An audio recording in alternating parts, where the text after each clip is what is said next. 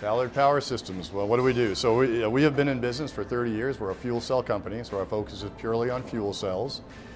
We service, really play in three different areas. We sell fuel cell products to a number of end markets, telecom, backup power, material handling market. We have a services business, so we work with customers who are doing development work, looking at applications for fuel cells, future applications for fuel cells.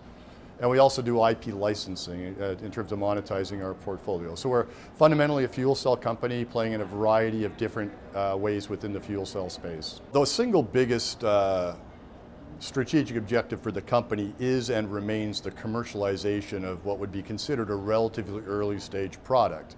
So fuel cells, although they've been around for a long time, in terms of getting market traction and commercializing the product, that's really been the probably on the top of the list for whatever CEO we're going to hire.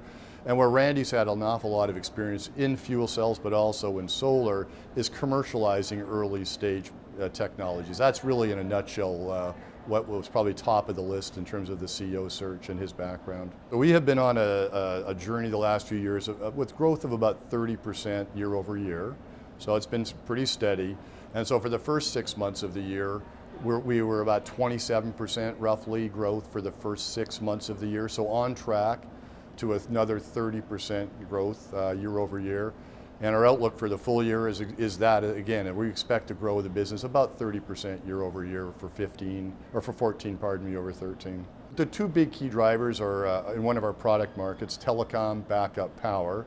So these are selling backup power units to a wide range of telecom companies globally who are looking for longer life, more durable backup power solutions where they have unreliable grids, say in Indonesia, for example. That's the product market that's really taking off for us.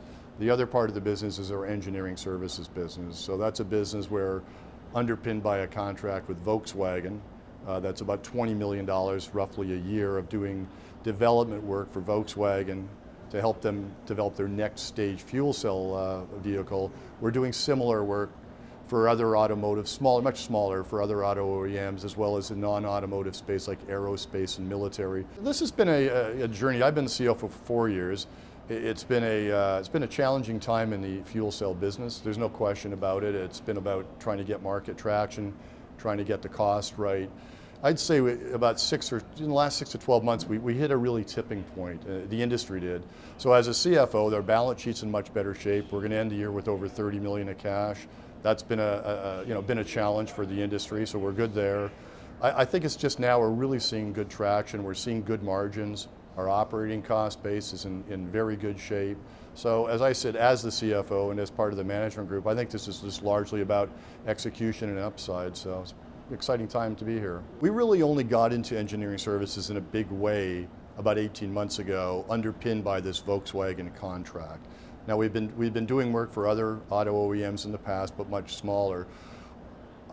There's really two parts to the answer. One is it's a very good high margin business for us, so we're able to generate some decent, some good revenue, some high margins out of this particular area as we leverage our know-how.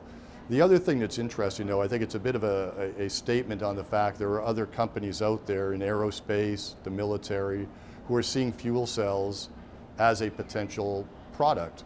And so I think it's a bit of a validation for fuel cells, and frankly, we're pleased to work with them, and ultimately at the end of the day this could be the source of the next product for us down the road if it turns out that there is a market. For Ballard specifically, we think we've shown that we've been able to execute on our strategy.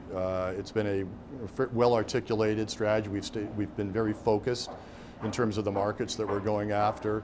So with the growth that we've seen top line, the improvement of the bottom line, I think that's a really clear evidence that we've turned the corner as a company.